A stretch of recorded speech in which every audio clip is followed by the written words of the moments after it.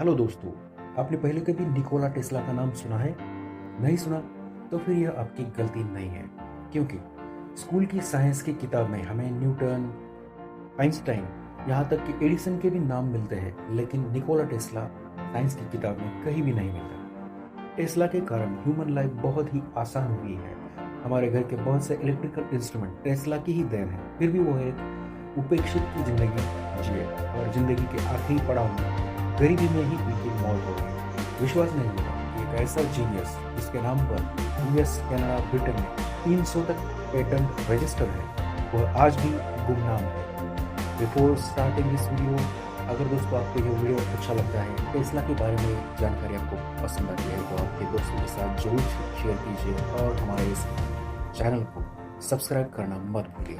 तो चलिए जानते हैं निकोला टेस्ला, एक ऐसा जीनियस जो जिंदगी भर करंट को अपनी उंगलियों पर नचाता रहा और उसके साथ खेलता रहा। निकोला टेस्ला का जन्म 10 जुलाई 1856 में क्रोएशिया में हुआ था। ऐसा कहा जाता है कि टेस्ला अंधेरी रात को पैदा हुए थे, जिस वक्त आसमान में तेजी से बिजलियां गिर रही थी और आंधियां भी गिर रही थी। आसमान में तेजी से बिजलियां गिरते वक्त ही निकोला टेस्ला ने जन्म लिया था, तो घर की एक बूढ़ी महिला ने कहा कि आंधियों के गिरते वक्त, बिजली के गिरते वक्त यह बच्चा पैदा है तो यह एक अशुभ लक्षण है और यह मनुष्य बच्चा है। तब उसकी माँ ने कहा, नहीं, यह बिजलियां गिरते वक्त पैदा हुआ है तो इसे बिजलियों का वरदान मिला है, भविष्य में इसे चाइल्ड ऑफ लाइट कहा जाएगा। और निकोला टेस्ला की माँ की भविष्यवाणी पूरी तरह फ्यूचर में सच साबित हो गई। बचपन से ही टेस्ला को फोटोग्राफिक मेमोरी का वरदान मिला।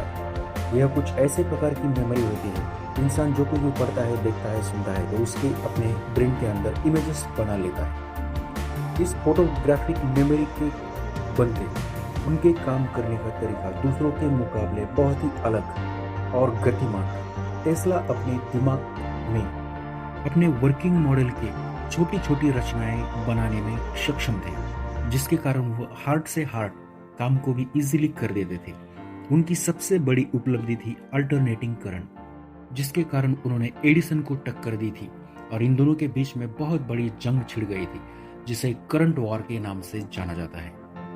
वैसे तो टेस्ला के पिता एक पादरी थे।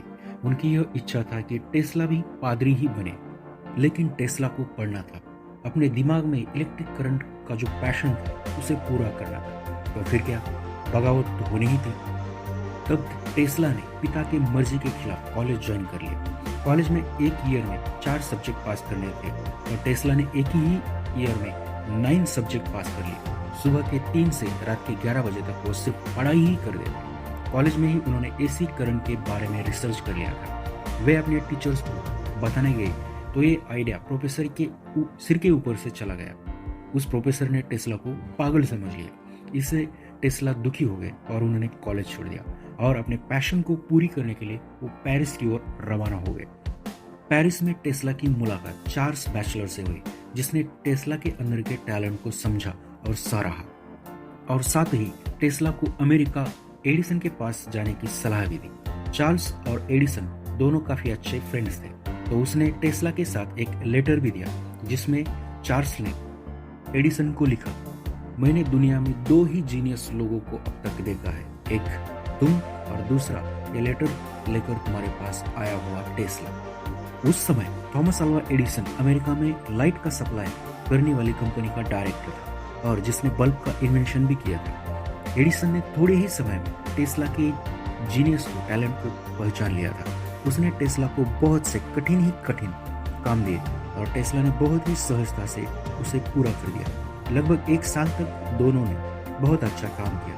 एडिसन करंट के सप्लाई के वक्त डीसी करंट का इस्तेमाल करते थे, जो काफी महंगा साबित होता था। साथ ही 1 किलोमीटर के आगे भेजा नहीं जा सकता था और इसके ऊपर हेवी मशीन्स भी चलाए नहीं जा सकते। एवरेजली डीसी करंट के बहुत से ड्रॉबैक थे और टेस्ला ने कॉलेज में ही एसी करंट के बारे में रिसर्च की थी। जब इस रिसर्च को टेस्ला ने एडिसन को दिखाया, तब एडिसन पूरी तरह शॉक रह गए, क्योंकि यह एक वर्ल्ड चेंजिंग इनोवेशन था, जो अगर मार्केट में आता तो एडिसन का अब तक का पूरा काम वेस्ट हो जाता।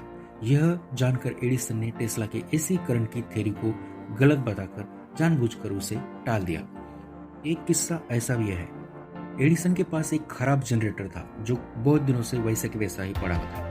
तब एडिसन ने टेस्ला को चैलेंज दिया, अगर तुमने यह जनरेटर ठीक कर दिया तो तुम्हें मैं $50,000 का इनाम दूंगा। तब टेस्ला ने दिन रात एक करके जनरेटर को ठीक कर दिया और जनरेटर ठीक करने के बाद अपने हक के पैसे मांगे तो एडिसन ने कहा, मैं तो जोक कर रहा था, पैसे वैसे कुछ नहीं मिलेंगे। इससे दुखी होकर टेस्ला ने अपना इस्तीफा एडिसन के मुंह पे फेंक कर दिया और मन बना लिया कि वे अब अपनी खुद की ही करंट कंपनी खोलेंगे।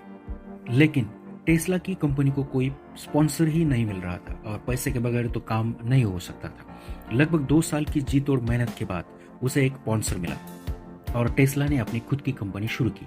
एडिसन को यह बात पूरी तरह पता थी कि अगर टेस्ला की कंपनी मार्केट में आती है तो उसकी टेक्निक्स आउटडेटेड हो जाएंगी और इसलिए एडिसन ने टेस्ला के स्पॉन्सर को तोड़ना शुरू कर दिया। इन दोनों के बीच के जो जंग शुरू हो गई उसे करंट वॉर के नाम से जाना जाता है। एसी करंट कितना डेंजर है यह बताने के लिए एडिसन रस्तों के ऊपर जानवरों को एसी करंट देकर मारने के प्रैक्टिकल्स दिखाने लगे, जिससे लोगों में एसी करंट के बारे में डर पैदा हो गया। यह कम था क्या, तो फांसी की सजा हुए मुजरिम को जान से मारने के लिए एसी करंट का इस्तेमाल गवर्नमेंट ने करना शुरू किया, जिसका फायदा एडिसन ने बखूबी उठाया। एसी करंट से जान जाती है, ऐसी पब्लिसिटी एडिसन ने मार्केट में करवा दी। एडिसन ने अपनी पावर का इस्तेमाल करके टेस्ला की कंपनी को बंद गिरवाने के लिए बहुत प्रयास किए, लेकिन सच तो सूरज की रोशनी की तरह साफ होता है। टेस्ला की एसी करंट की टेक्नोलॉजी को मान्यता मिल गई और नायगरा फॉल्स के ऊपर जनरेटर से करंट प्रोडक्शन का कॉन्ट्रैक्ट टेस्ला की कंपनी को मिल गया। यह टेस्ला की सबसे बड़ी जीत थी, करंट वॉर जीत लिया था।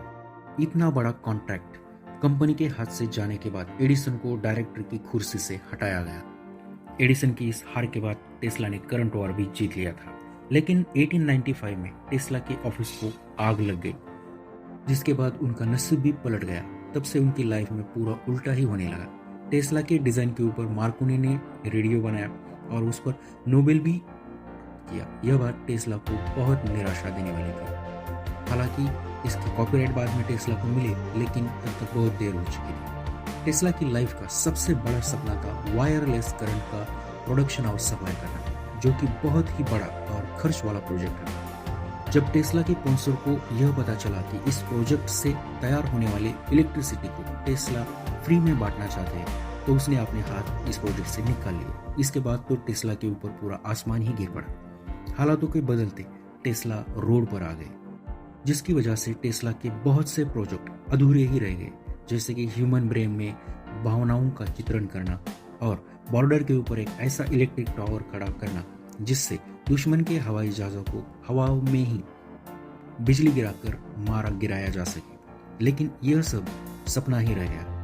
1943 में बहुत गरीबी की हालात में टेस्ला की मौत हो गई और भविष्य से भी आगे सोचने वाले एक जीनियस का कालखंड समाप्त हो गया। टेस्ला ने बहुत ही लाइफ चेंजिंग इनोवेशन किए, जैसे कि radar technology, X-ray technology, remote controlling and sensing, rotating magnetic field, alternating current, Tesla coil, जो कि आज भी रेडियो सिग्नल्स में इस्तेमाल की जाती है। यह ऐसा जीनियस था जो भविष्य से भी आगे देख सकता था। ऐसे जीनियस को वो शोहरत, वो पब्लिसिटी, वो रिस्पेक्ट नहीं मिला जो बाकी के साइंटिस्ट को मिलता था। यह जानकर बहुत मन दुखी होता है। टेस्ला का जो वायरलेस करंट का सप्लाई करने का सपना था, आज उसके ऊपर एलन मस्क कर रहे हैं। भविष्य में इलेक्ट्रिक करंट वायरलेसली हमें मिल सकता है, पहुंचाया जा सकता है। यह टेस्ला का सपना फ्यूचर में डेफिनेटली कंप्लीट होगा।